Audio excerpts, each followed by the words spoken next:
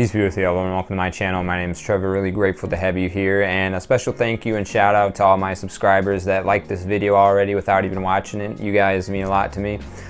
So this is going to be a review of the Cologne Missoni Parfum pour Homme. Having a hard time seeing it there with the light and everything. It's a little bit dark, but really beautiful presentation. This is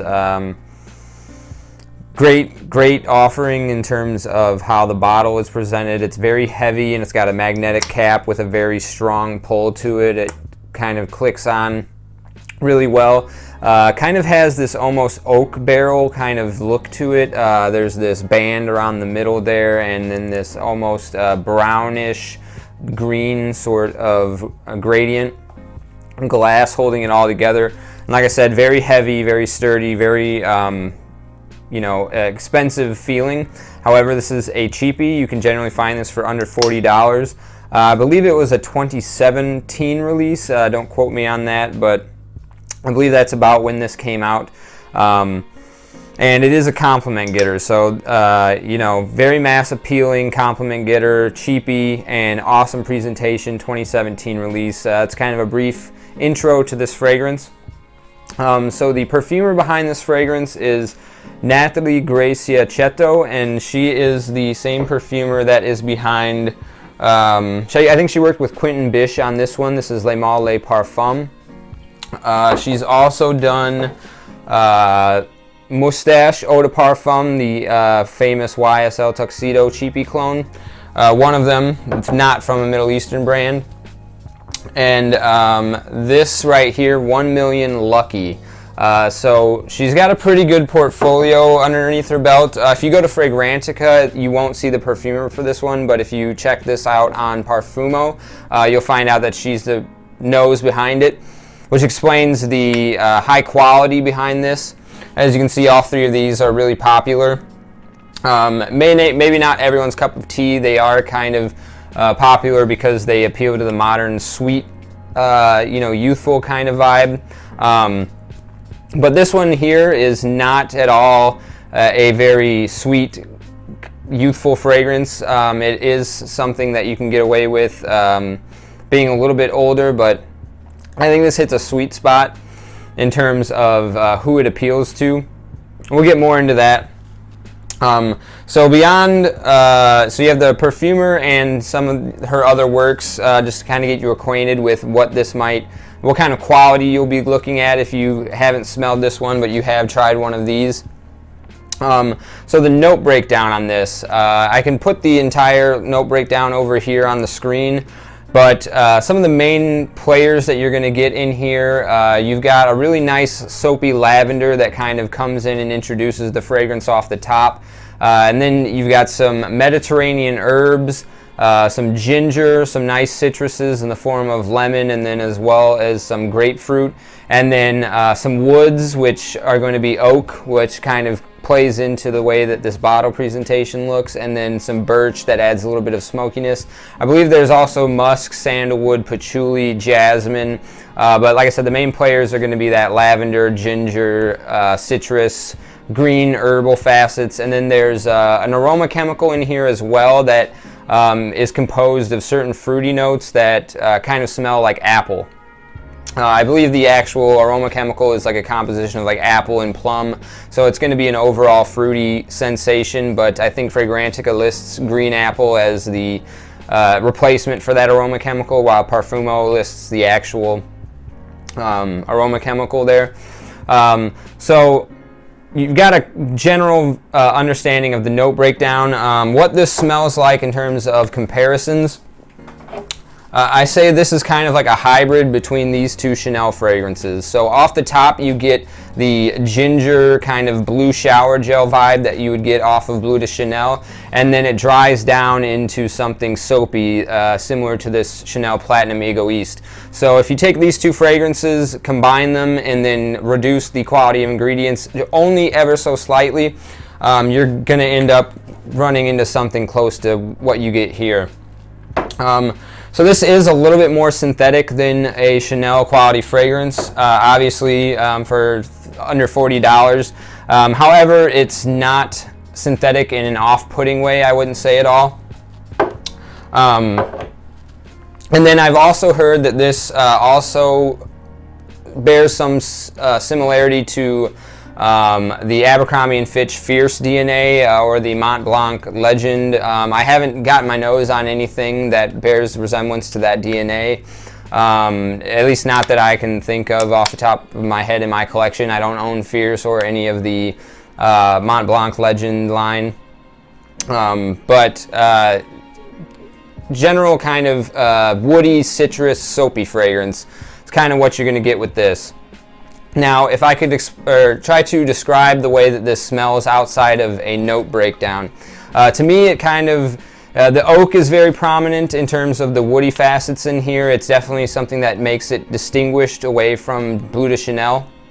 So you can kind of think of shower gel soaked in oak barrels, or like shower gel aged in oak barrels is kind of something that comes to mind when I smell this fragrance. Kind of like also a fizzy, fruity shaving cream. So if you had some kind of like maybe a Sprite or a 7-Up and you mixed it with shaving foam, you get a little bit of like what's going on in here. That ginger in here gives it a nice fizzy, bubbly quality, and then the lavender and some of the other fragrance notes in here combine to give it that soapiness. So you've got like a fizzy shaving cream, shower gel aged in oak barrels. It kind of also gives me a vibe of like an outdoor spa. So if you were to go, you just think of like one of those like tubs that you heat up from the bottom that's just outside in nature, and there's some plants around and you're taking a bath in there and like drawing it, and you're cleaning yourself off with some soap, and you've got the sensation of the woods and everything going on around you. It's a good way to paint a picture for how this one smells. I'm trying to think if there's anything else I could use to come up with a descriptor for this.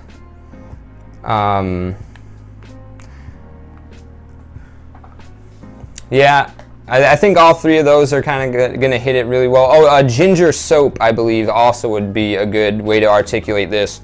Just kind of, you know, just a soap that you'd buy in the like natural, you know, health food section of the store that's infused with some dried ginger.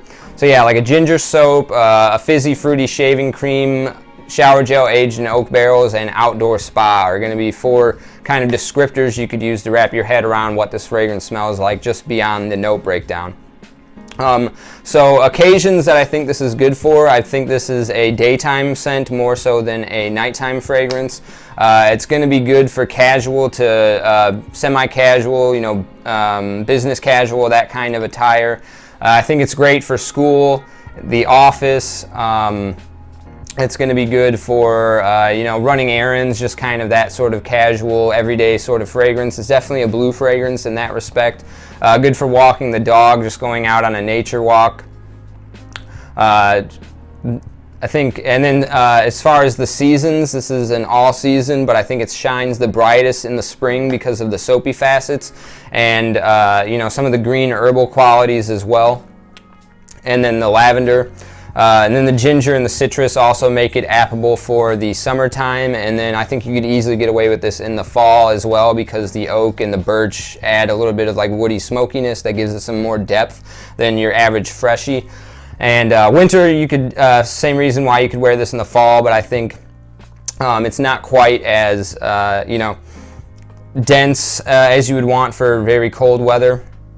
But nonetheless, it's great for a signature scent, and it's good for all occasions. But I think daytime, spring are going to be the ideal settings for this one. And then as far as who I could see wearing this, I think it's suitable for, like I said, it's a good middle ground in terms of age presentation. I think it's good for anybody in high school up until like their mid-30s. I think it is a little bit youthful for somebody that's really getting into that middle age part of their life. I think you could go for something a little bit more, I don't know, reserved after, as opposed to this fragrance. But you know, obviously fragrance has no age or gender. You can wear anything at any time, but I think the sweet spot for this one is high school to mid-30s. Definitely masculine leaning, and just because it has that shower gel kind of sporty aspect to it. Like I said, I could see students wearing this, anybody working in a academic setting, somebody working in sales or that kind of, you know, sterile office environment, doing any type of accounting, bookkeeping, just anywhere where you've got that environment like a school where you've got the fluorescent lighting going on, maybe a cubicle. This is going to be great for that kind of circumstance. Somebody that's like a personal trainer, I think, could probably wear this one. Just because it's very sporty. It definitely appeals to somebody that's keeps themselves well groomed. It's good for a disciplined person, like a clean cut kind of individual. Good for an outgoing type personality as well. I think this is good for an extroverted type person. So that's kind of who I could see wearing this. Let's go ahead and talk about projection longevity. We'll go ahead and get a spray to look at the atomizer. I'm going to go ahead and put this on my left hand here. As you can see, really, really good atomizer, a lot of juice on there. It is a pressurized atomizer, so like I said, incredible presentation and quality in terms of the bottle and everything as far as that goes. So definitely high marks in that respect. Yeah, beautiful stuff. Like I said, it's slightly synthetic as compared to like Chanel, but super high quality for being under $40. Really great stuff. I actually, this is really good in terms of projection and longevity. I get anywhere between 6 and 8 hours of wear time, so it's good for getting you through an entire workday. And then the projection is also pretty good. I would say, you know, about 4 hours of 2 feet is what I usually get off of this one. So really, you know, above and beyond for a cheapie. Incredible stuff. I can see why this one gets as much love as it does in the community.